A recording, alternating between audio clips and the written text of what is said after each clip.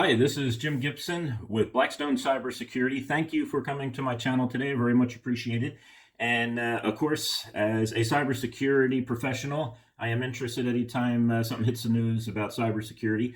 And this week, a big news article hit, and that was a major hack of the Defense Department, Homeland Security, State Department, the Commerce Department, and probably a slew of private businesses. I know Boeing was one, things like that. So what is the key in all this? The key was a software that all these companies were using called SolarWinds.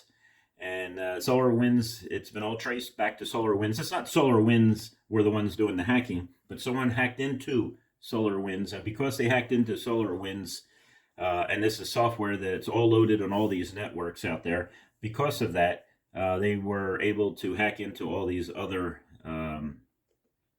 organizations. So who is SolarWinds? Well, SolarWinds has been around for a while. It's a great software. I've used it before. I know what it's about. I used a spin-off of SolarWinds, or one of their sub-departments or whatever, called Enable. Excellent software. It's an excellent company. It's excellent software. And what SolarWinds does is it monitors the network. There's a lot going on in networks, and I could spend days talking about SolarWinds and some of the things that it does. So when you think about SolarWinds, just don't think about it as a small software that sits on a network somewhere. It's actually a software that's pervasive throughout the network. Once you install SolarWinds, it looks at every single device on your network. And because of that, because they have that type of access, it looks at your data sets, it looks at everything you have going on in your network. And as you know, networks are kind of large systems in some of these big corporations and government and all. And because of that, it has to be trusted that this type of software can go out and can look at every single thing going on in your network and can alert you to breaches. In this case, it didn't, but it can alert you to these breaches. It can alert you to problems. Someone coming in with a little Wi-Fi device, a hub they think they need, a router, I'm sorry, that they think they need in their little cube, and they unplug their computer and they plug that into the outlet. And if you didn't program your switch correctly, all of a sudden now now you have a unsecured Wi-Fi. Well, SolarWinds would identify that immediately and alert the people in the IT staff. So it's an IT software product, and I'd encourage you to go and look at some of the details. It's a great product, and yep, they screwed up, but it was a great product. So how did they screw up? Well, how they screwed up is they sent out a software update. Now, a lot of people send out software updates. Microsoft sends it out once a month and everything else, and they find a vulnerability. Microsoft, let's say, finds a vulnerability in the network. So what they'll do is they'll send out a patch, or if they find that there is a problem in the software, they'll send out a patch. And usually it's about once a month. Microsoft will send out upgrades to their operating system, and they're usually really good upgrades. So this is not a Microsoft issue, but I'm using Microsoft as an example. This is SolarWinds, solely SolarWinds. It's up to them, and they're the ones that have to hold the bag on this. But what happened is they sent an upgrade, just like Microsoft does. They sent a service upgrade, a service dealing with some of the issues in the network. And so they sent out that type of upgrade. You go into it, you click on it, it self-loads, tells you when it's all done. You do it, hopefully with big organizations, you do it progressively, or you do it, 1 o'clock in the morning on a Sunday morning or something like that. But to make a long story short, no one recognized that there was a problem with the software. No one recognized that there was a problem in this upgrade. And what happened was, someone, the bad guys, and they're claiming it's Russia. And you know something? It looks like espionage, because most hackers are interested in money and not necessarily in national defense. But in this case, it looks like they were interested in national defense, so it is espionage. And the experts say it's Russia that did it, so it's kind of interesting. But what happens is the hackers, in this case, figured out that the FTP server, a file transfer protocol server, was vulnerable. And what they did is, when it was time to do that update, that send out that service pack, before it was sent out, they hacked in and they installed their code in the middle of it. So it not only updated the updates that needed to take place, but they also updated are installed a backdoor into these systems and then of course hid their tracks. Hackers break into your system, they hide their tracks, and so that's pretty normal stuff for hackers. And that's why they're so hard to find sometimes, because if they're really good at what they do in this evil way, they're going to go and they're going to hide their tracks. And so that's exactly what they did. They installed this software. So when you took that service pack and you installed it into your network, which you should, maybe you should check it first. You had to have someone who has an expertise in this type of software, not just your average person. But they installed it, and along came that backdoor access to their system, and of course it was taken advantage of in that case. So how did they do it? Well, I think I already explained that they did it by knowing that there was some problems with FTP server. Well, did SolarWinds knew there was a problem with their FTP server? Yes, they did. They were cautioned a year and a half ago by a cybersecurity expert that looked at the file transfer protocol software in the FTP server. They looked at that and they said that this was open and it was possible it could be easily hacked and everything else. And so what happened? Nothing. They didn't fix it. And of course, hackers figured it out and turned around and put their malicious software into the next software upgrade or a software service pack. And that's how they got their software into everybody's network, including a lot of civilian organizations. As I said, Boeing, probably a lot of Defense Department organizations has this software also. SolarWinds is pretty popular software, and it really does a great job. And if you've ever dealt with it, it's solid. It's good. It's a good thing. However, their stock immediately dropped by 25%. So, if you're thinking of investing in SolarWinds because their stock dropped, you might want to do your homework and make sure that you're investing in something that is still going to be around a year from now. I don't know if they are or they're not. I don't know anything about their stock market issues. So don't take my advice if you're in the stock market. But there is a point here. A lot of times companies, and here in this case, it's the Defense Department, is the key on this one. A lot of times these big agencies, government agencies, big business and everything else, or actually in this case, SolarWinds was warned about a vulnerability and they did absolutely nothing about it. They're totally responsible. Of course, the hackers are the one ultimately responsible, but they're not going to take any responsibility. But if you're warned that you have a problem in your system and you don't plan to take care of that problem in your system and your system gets hacked, then you hold liability here. You're culpable in this situation.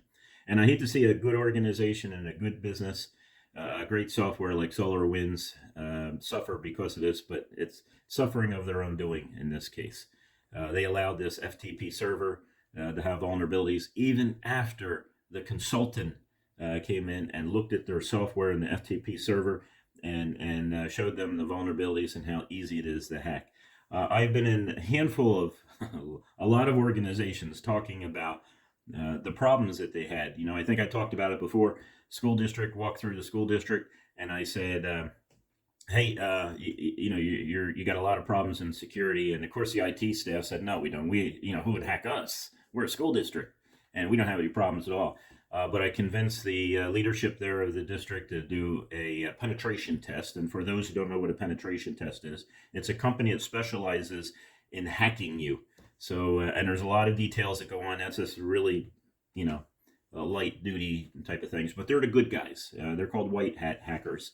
They're not out to destroy anything. They're just out to see where you have vulnerabilities and then report back to you. And it is an expertise that not every IT person has. Nor should they have. You got people who are experts, in Microsoft, who are experts in Cisco, things like that, and they have their expertise in that area. But you also have expertise in cybersecurity, and they really know what they're doing. You spend a lot of time studying. I've studied cybersecurity for over 40 years, long before it was called cybersecurity. It was called computer security when I was in the Marine Corps, captain in the Marine Corps. My first job was managing a secure data center. So from day one, I've been working on cybersecurity, and I'm always amazed at how these hackers are able to find small little things. But in this case, SolarWinds was warned that they had a vulnerability, and they did not take action. They did not see it as an urgency. or it somehow got papered over or forgotten or things like that. And I see that often, like I talked about school district. I also did a review for a defense supplier, and they were wide open. And I told them, hey, you're wide open. This is not good. You need to deal with these things. And I said, you're probably being hacked. And of course, the IT guy said, yeah, we caught 2 of them. And I said, if you caught 2, there's probably a lot more that you don't even know about. See, knowing that someone is trying to get into your system is one thing. Even finding them in your system is one thing. They're not the problem necessarily. The problem is the ones you don't know anything about, or your vulnerabilities that you're not aware of. Again, hackers take advantage of you in such a way that they do their hacking and then they cover their paths. And so if they're really professional, they really know what they're doing, and really experienced, and some of them are geniuses, then you're going to have a really hard time identifying once they're in your system. So defensively, and that's what I deal with, defensive cybersecurity. Defensively, what you do is you go and you do everything you can to prevent them from getting into your system. Now, is anyone completely safe from being hacked? No, no one is. So when you sit there and you say, well, I got a complete network and it is completely safe, no one can hack into this network, well, then you're fooling yourself, and it can happen. And you got to be vigilant, yep, something like that. You got to be paying attention to everything that's going on in your network and everything that's going on in the cybersecurity industry. And you have to take this seriously. A lot of business owners don't take this seriously because they don't see cybersecurity as a profit center.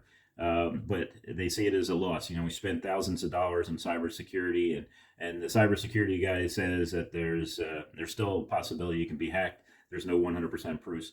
That's true, but get hacked and then find out the lawsuits that come after you've given out all your customers' information, or in Defense Department suppliers, the contract you will not get next time because you're not CMMC certified. All these things will add up to financial loss in your system. So this is very important. This is, it's the same as health insurance or life insurance. It just seems like you're just writing a check and you have no proof that it's even effective. But if it's not effective, you find out really quick, and you can spend a lot of money, a lot of time, and in some cases, the C-suite, if it's a big company, can lose their jobs. A company can go out of business because of hacks. So pay attention to these. I feel sorry for my brothers and sisters in cybersecurity in the government that have to clean this up and have to pay very close attention to it and all. And these people are pretty good people. And also, SolarWinds, great organization. You screwed up, and maybe the rest of us can learn from your mistakes and from our own mistakes also, because no one's above making mistakes. But in this case, pretty costly mistake to our country, to the Defense Department, to the defense industry, things like that. Should not have happened, but it did. Thank you for watching. Again, this is Jim Gibson with Blackstone Cybersecurity. You have a great day. Again, thank you for watching the video today. I do appreciate it very much. And if this video has been valuable to you, please subscribe and definitely like it. And if you so care, make some comments. It would always help the channel on these things. And I do appreciate the fact that you've watched this, and you have a wonderful day.